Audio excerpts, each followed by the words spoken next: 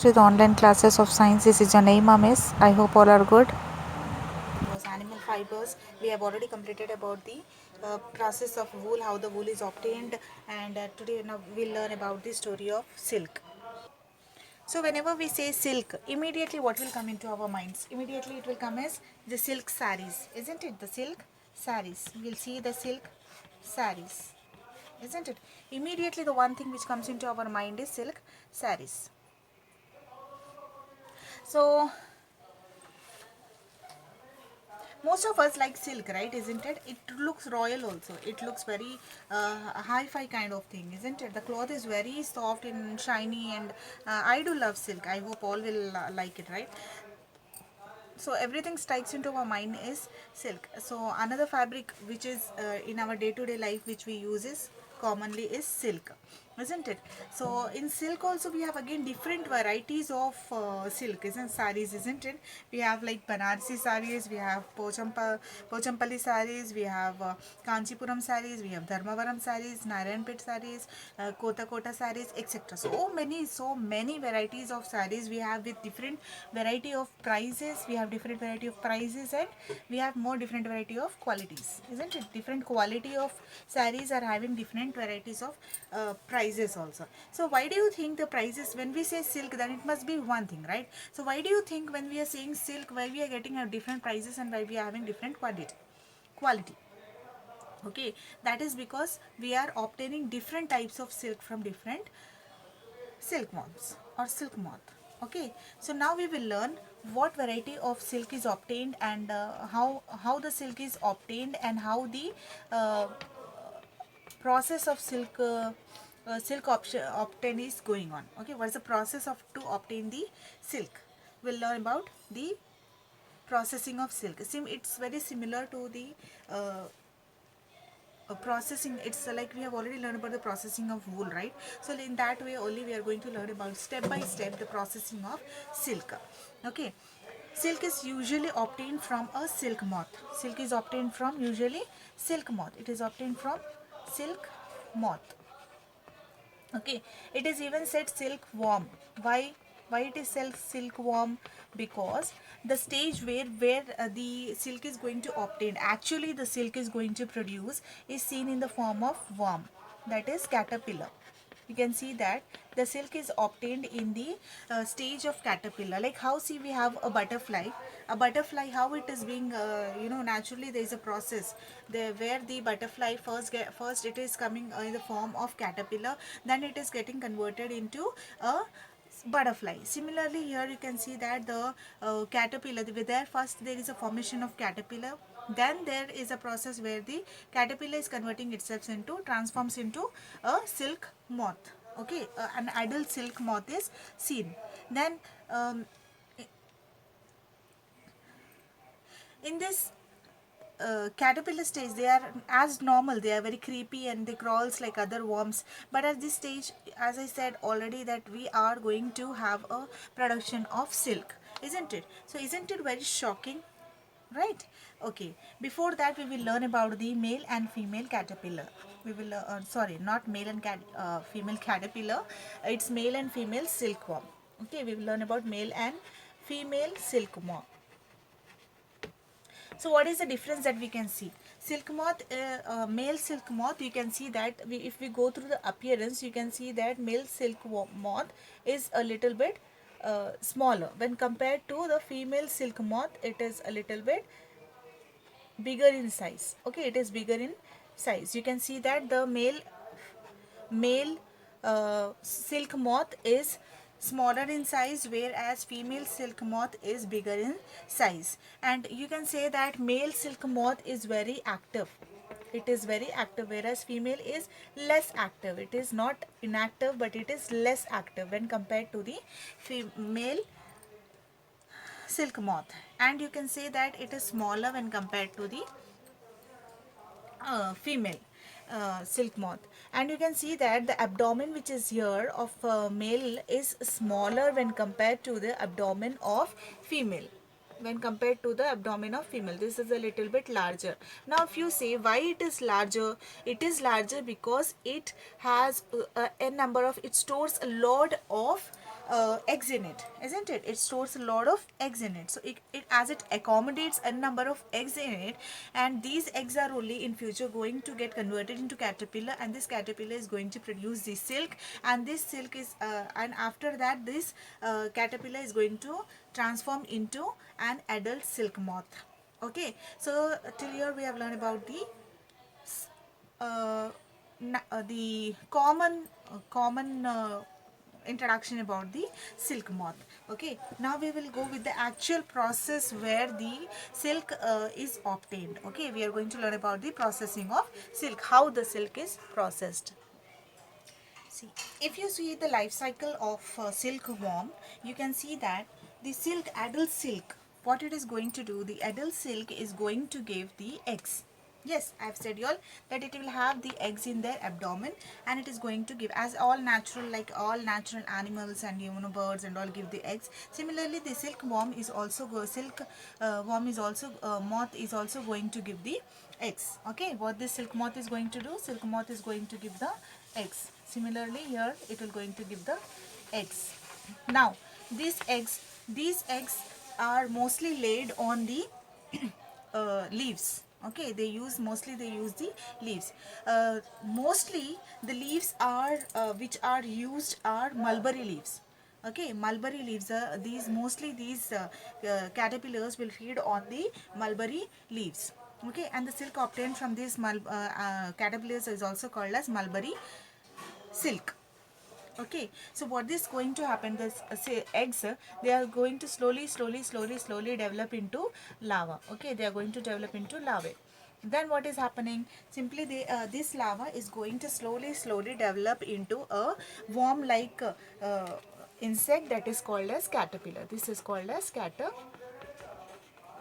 Okay, it is going to develop into worm like insect, it is called as caterpillar. Now this caterpillar, what will do at one stage, it will stop eating the mulberry leaves. Continuously these leaves will be feeding on the mulberry leaves. At one stage, what will happen, they will feel like enough.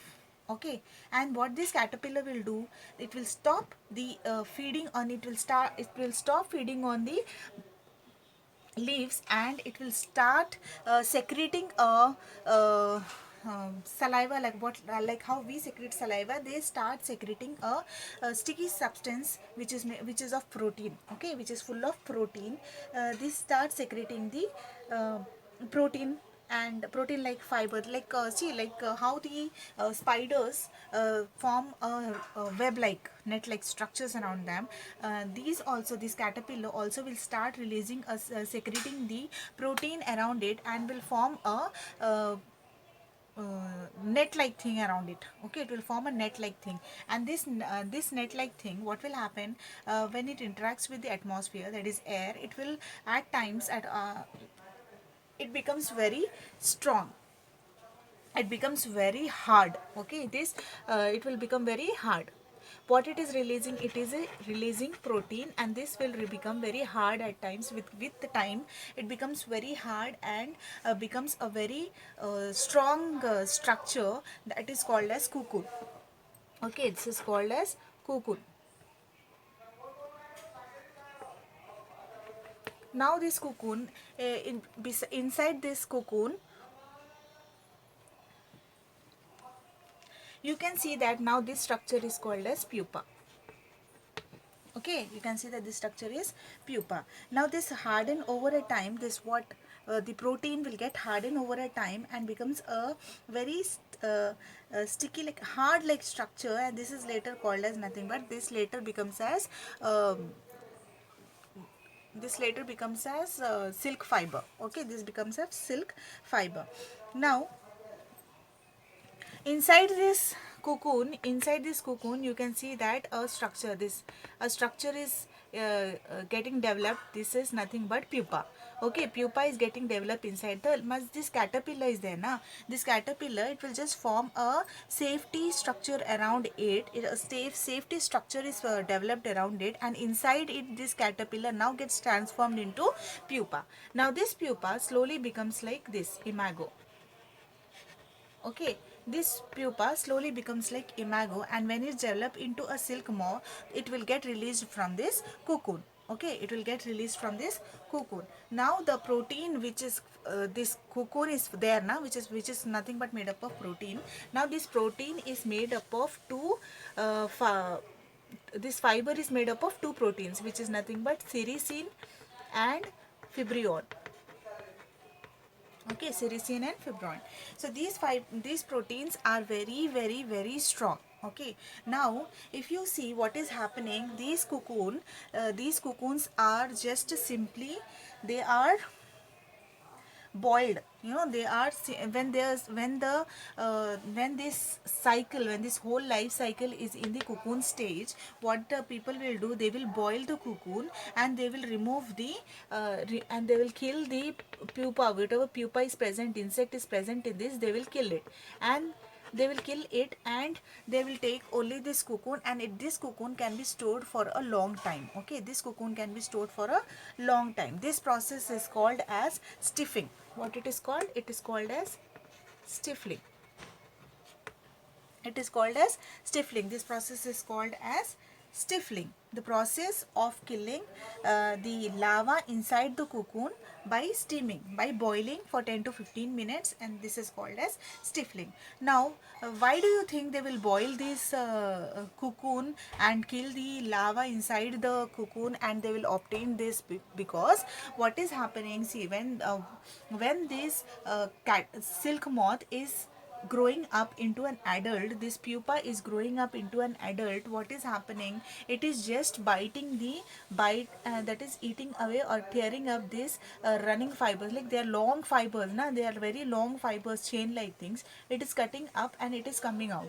When this is coming out, it is cutting these fibers, so what they feel is there, it is just breaking the long chain of fibers and disturbing the cocoon production of silk. So simply they will just remove this, and simply they will remove, they'll kill the pupa that is present, that is the silk moth insect present in the cocoon, and they will just take away the cocoon, and these cocoons can be stored for a long time. They save these and they sell in the market simply in the form of cocoon only, and the person who want to obtain silk, they will purchase this cocoon and they will just produce the silk, as we have learned the process of wooling. Same the process will continue here also, just that the silk is obtained from silk moth and the wool is obtained from the sheep. Okay, so now next what they'll do, then obtaining of the silk from the cocoon is nothing but reeling. Okay, when this silk moth gets released, it gets leave away, or you can say that obtaining this, now just taking out, see, don't get confused between stifling and reeling. Stifling is killing away the pupa or the silk moth present in the cocoon, and they are just obtaining the cocoon. This process is called as stifling, whereas reeling is obtaining silk from the cocoon is called as reeling. That means this cocoon is processed, and it is producing silk. This is called as reeling. This process is called as reeling. I hope this is very clear. If you want, I'll just repeat quickly this life cycle of silkworm. It's nothing but, see, the silk moth is going to, female silk moth is giving the eggs, the female silk moth is giving the eggs on the leaves. Mostly they will give the leaves on the mulberry leaves. Now those eggs will get transformed into a larva. This larva will soon get transformed into a caterpillar. Caterpillar is the stage where you can see that there is a production of silk. There is the production of silk. Here is the stage where the production of silk is taking place. That's why this is also called as silkworm. Okay. The caterpillar starts really secreting the protein, and it produces a very net-like structure around it, and that net-like structure with times becomes very hard and strong. This protein is made up of sericin and fibrin, and this is very strong. So now in the inside this outer structure is called as, this outer strong safe structure is called as cocoon. Now inside this cocoon you can find pupa, that is a growing caterpillar. Okay, this growing caterpillar, what they will do, people, they will just, if when it grow up, it gets converted into silk moth, and again the life cycle will continue, wherein people, what they do, they just kill up this silk, this pupa inside the, that is this gone future silk moth, that is nothing but pupa inside the cocoon, and this process is called as stiffling.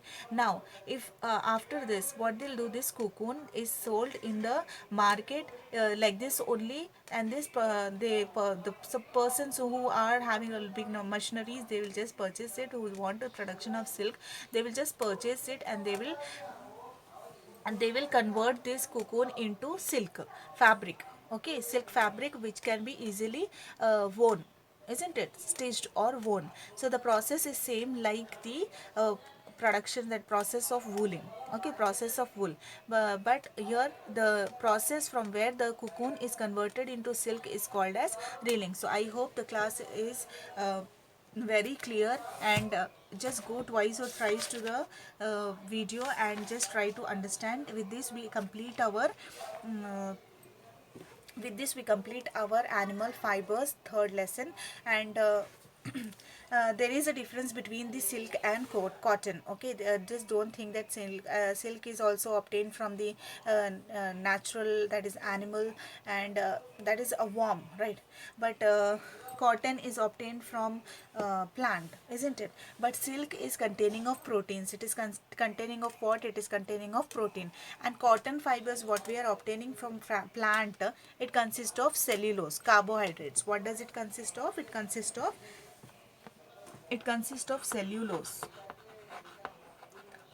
which is a carbohydrate. Okay, which is a carbohydrate. So be careful.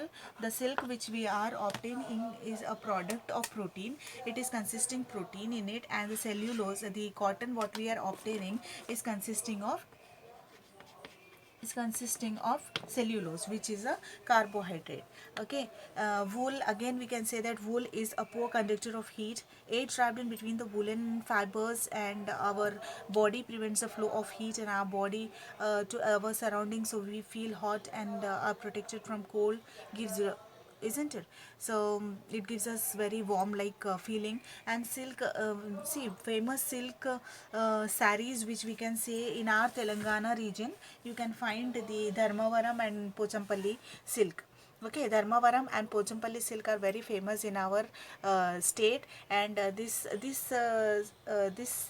silk is also called as tie and dye or Jamdani silk. So I hope everything is clear now. You have come to know about the story of silk, that is the life cycle of silk, and even I hope you have understood the processing of wool. So with this we complete our animal fibers. I hope you do understand, and till then, take care. Bye.